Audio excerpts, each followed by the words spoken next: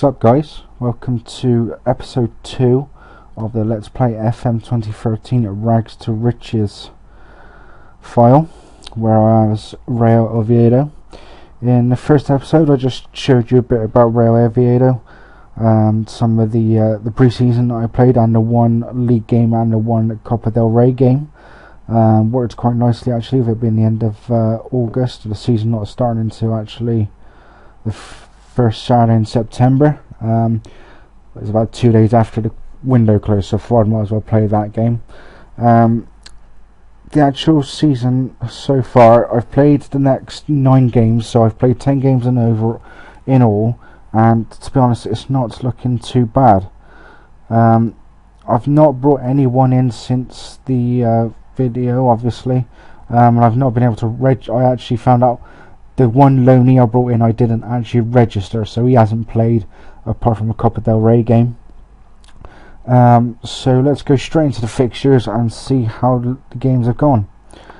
So obviously the first game was, the games you saw were 3-1 win at Arroyo and a 3-1 win at Real Madrid C.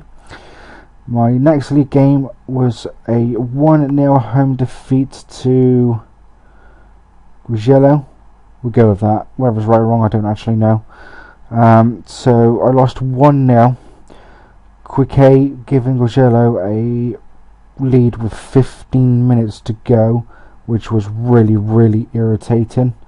And match stats makes it even worse, to be fair. 21 shots to 6 in my favour, and then 8 shots to 4 on target, and off target 13 shots. Just had a feeling it could be one of those files where basically jack shit goes right for you. After that I lost again, but this was Spanish Cup second rounds to Casareno. Carlos Valverde put them 1-0 up in the 19th minute. Xavi Cazares made it 1-1 right on the stroke of half time. Matthias Said gave him the lead in the Pepe Diaz actually put me 2-1 up in the 56th. Matthias Said equalised for them 2 minutes later with a penalty, and then to make it even worse, Said scored in injury time at the end of extra time. I would have liked to have got to the third round, but it wasn't to be. It was pretty even, to be fair. Both had 16 shots on target. 16 shots. I had 8 on target to their 7. 52% to 48% possession in my favour. So all in all, it should have really gone to penalties. Disappointed to have gone out in the way I did with a last minute winner. But we got to round 2, which is where the board wanted me to get to. It would have been nice to get through to round 4, where the main Premier League team or the main La Liga teams come in, and also obviously it's 2 legs as well, so we get quite a decent chance.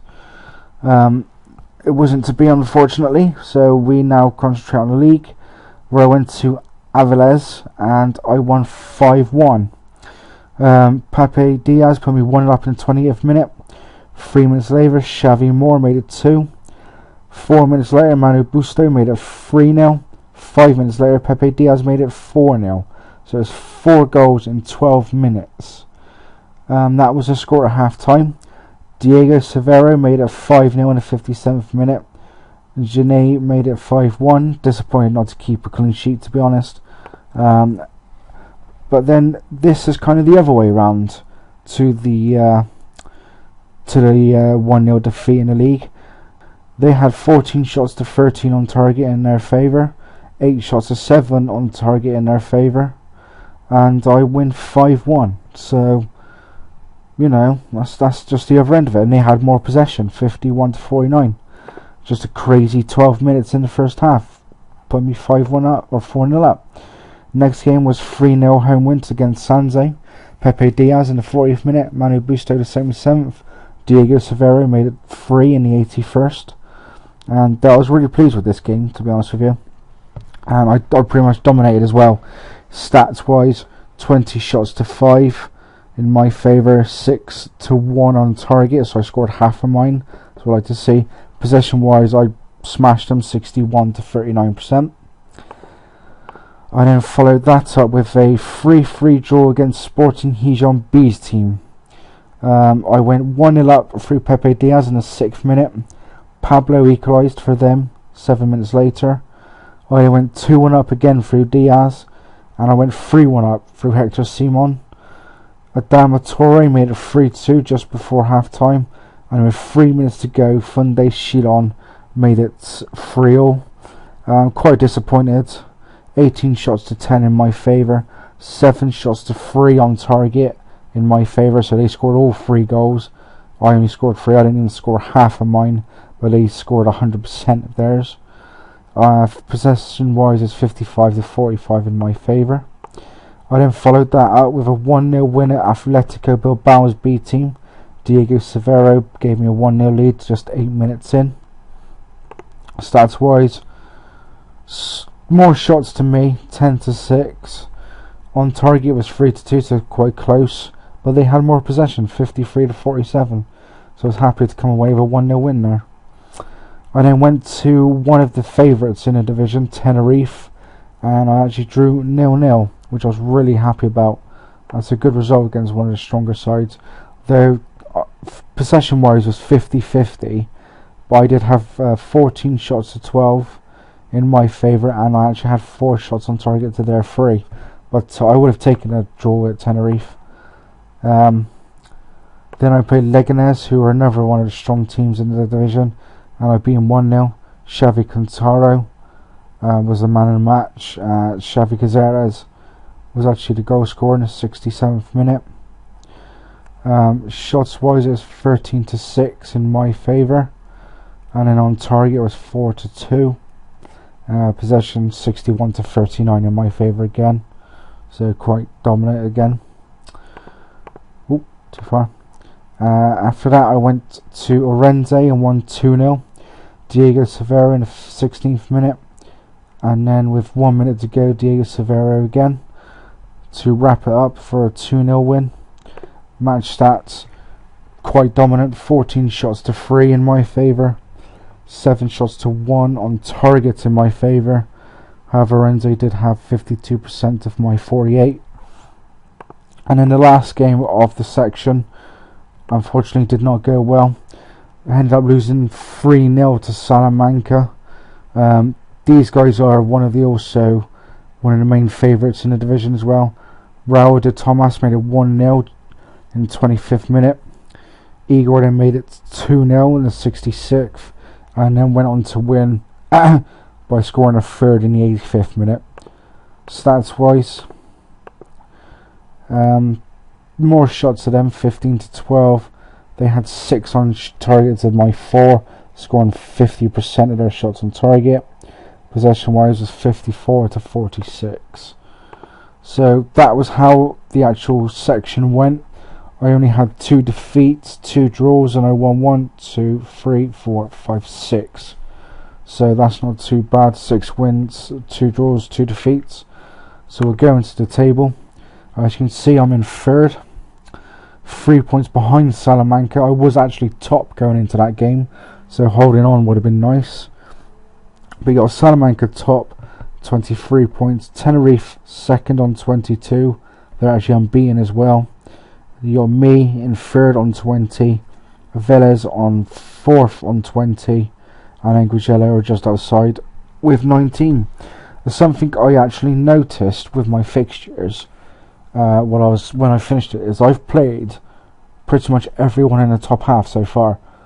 Lost to Salamanca, drew Tenerife, smashed to Vélez, lost to Gugello, beat Orense, not played Fiona Brada, I think is how you say it, beat Leganés, beat Atletico, and the only other team in the top half, Cadao, are the ones I haven't actually played. Bottom half I've played Sanze and Sporting B. So the second half could be quite interesting, with the fact that I've got pretty much the bottom half of the table to come, including CD Marino, who've conceded 33 goals in their 10 games. So hopefully a nice big win there. Yeah, so far so good. They actually expect me to get a respectable league position. I would say playoffs is what I want to get. So yeah, that's gone well. The cup's gone well. Obviously, getting to the rounds that the board want me to get to. So we'll just have a quick look at the stuff there. So yeah, respectable league position, on course for Scottish challenge for the title.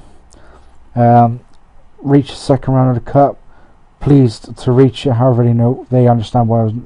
Well, actually, however, they are disappointed that the team were knocked out by Casero. I've never seen that actually. I've seen it the other way where they understand. And the Federation Cup, which is Spain's answer to the Johnson's Paint, and that's actually drawn in a couple of games' time. So I might actually just skip on a little bit in a second and see if I get drawn in that. I'm not too sure which round I get drawn in, to be fair, but we'll have a look at the draw anyway, see if we're there. So let's go into some player stats. Obviously, this is a guy that I brought in on loan. My defenders, to be quite frank, were pretty poor. None of them were over 2.5 star ratings. The rest of the team were alright. It's just defence looked shocking. But this was the only player that I could really bring in, and then I forgot to register him, which was smart. Let's have a look at the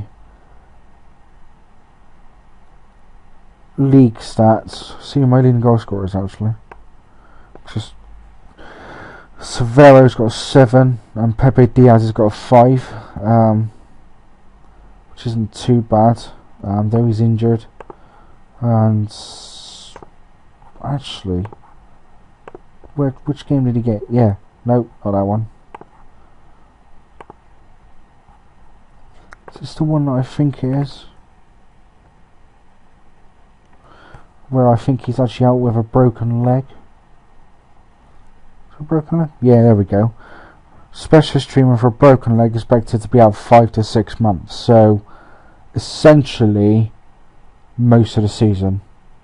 So remember, he could be back between March and April, which will pretty much be over by then. So, don't think I'll risk him that much, which was really annoying because he was actually on 5 goals in 5 games.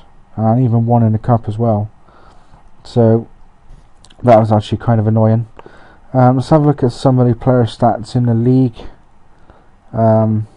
Team. Let's have a look at everything actually. So obviously I've got the second best form. I've got.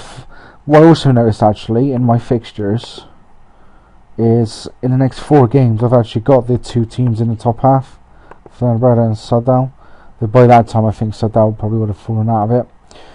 Form wise, I've got the second best without winning, obviously Rio B and CD Marino. Goals, I've got the 3rd highest through of 18 goals, joined with Salamanca.